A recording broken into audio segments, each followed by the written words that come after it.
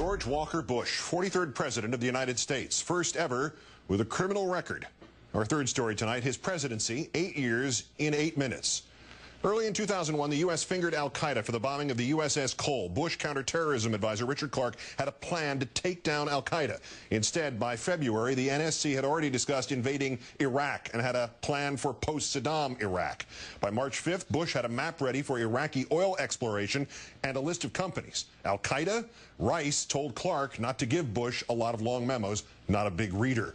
August 6, 2001, a CIA analyst briefs Bush on vacation. Bin Laden determined to strike in U.S. Bush takes no action, tells the briefer, quote, "All right, you've covered your ass now." Next month, Clarke requests using new Predator drones to kill Bin Laden. The Pentagon and CIA say no. September 11th, Bush remains seated for several minutes to avoid scaring school children by getting up and leaving. He then flies around the country and promises, quote, "a full-scale investigation to find those folks who did it." Rumsfeld says Afghanistan does not have enough targets. We've got to do Iraq. When the CIA traps Bin Laden at Tora Bora, it asks for 800 Rangers to cut off his escape. Bush outsources the job to Pakistanis sympathetic to the Taliban. Bin Laden gets away. In February, General Tommy Franks tells a visiting senator Bush is moving equipment out of Afghanistan so he can invade Iraq. One of the men who prepped Rice for her testimony that Bush did not ignore pre-9/11 warnings later explains, quote, "We cherry-picked things to make it look like the president had been actually concerned about al-Qaeda. They didn't give a bleep about al-Qaeda." July, and Britain's intel chief says Bush is fixing intelligence and facts around the policy to take out Saddam.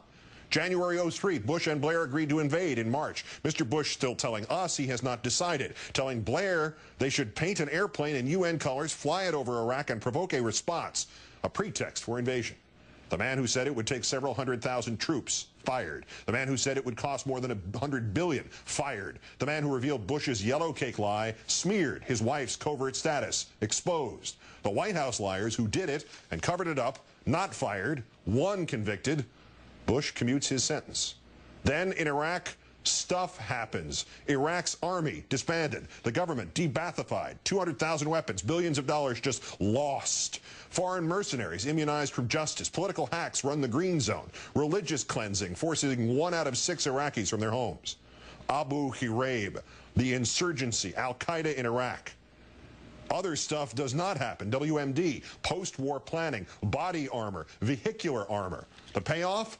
Oil and billions for Halliburton, Blackwater, and other companies, while Mr. Bush denies VA health care to 450,000 veterans, tries to raise their health care fees, blocks the new GI Bill, and increases his own power with the USA Patriot Act, with the Military Commissions Act, public orders exempting himself from 1,000 laws, and secretly from the Presidential Records Act, the Geneva Conventions, FISA, sparking a mass rebellion at the Justice Department, secret star chambers for terrorism suspects, overturned by Hamdan v. Rumsfeld, denying habeas corpus, overturned by Boumediene v. Bush, 200 renditionings, sleep deprivation, abuse. Rumsfeld warned in 2002 that he was torturing, that it would jeopardize convictions. Out of 550 at Gitmo, hundreds ultimately go free with no charges. Dozens are tortured, 8 fatally, 3 are convicted.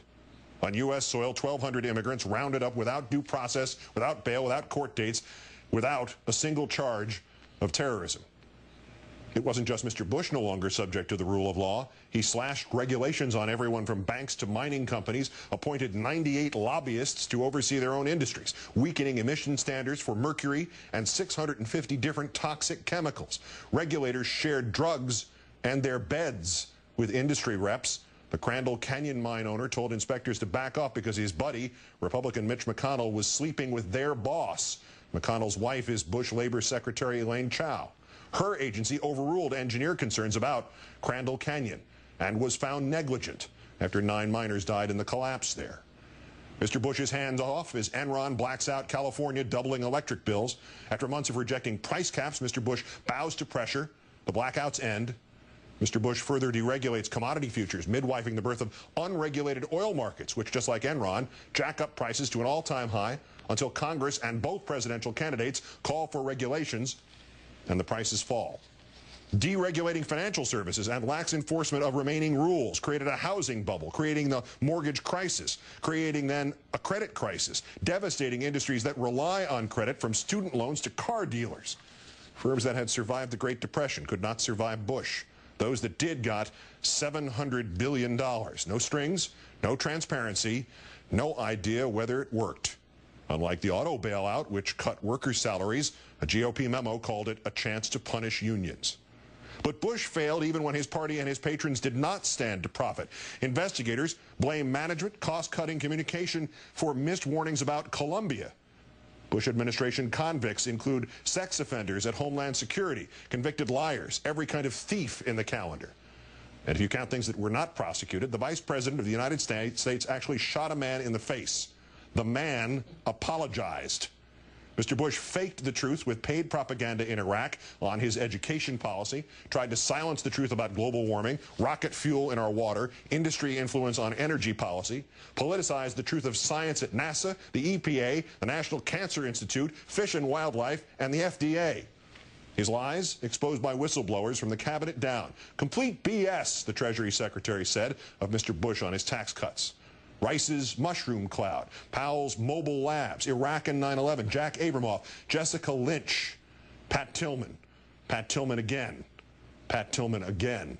The air at ground zero, most responders still suffering respiratory problems.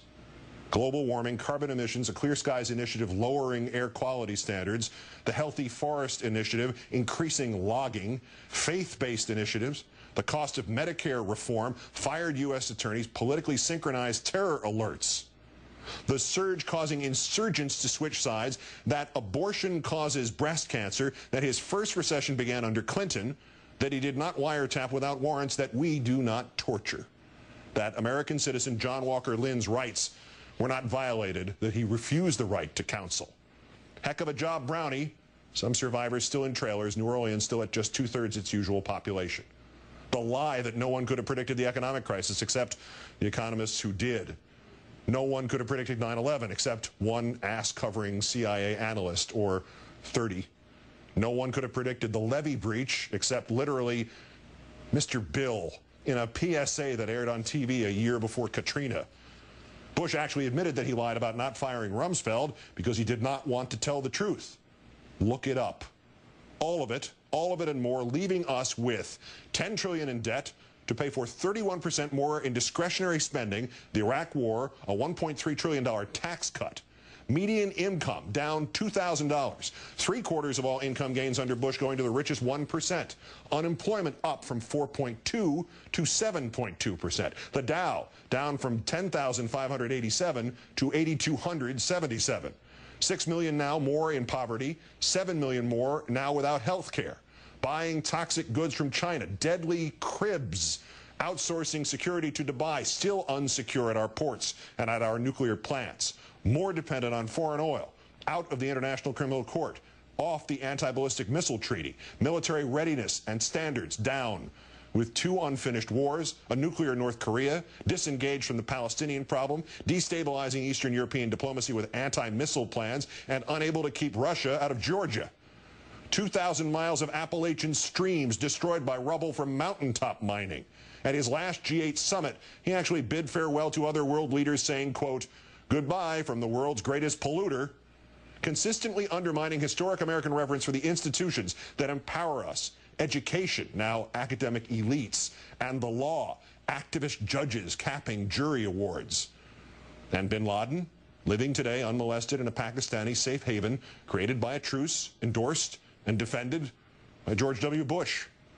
And among all the gifts he gave to bin Laden, the most awful, the most damaging, not just to America, but to the American ideal, was to further bin Laden's goal by making us act out of fear rather than fortitude, leaving us with precious little to cling to tonight, save the one thing that might yet suffice: hope.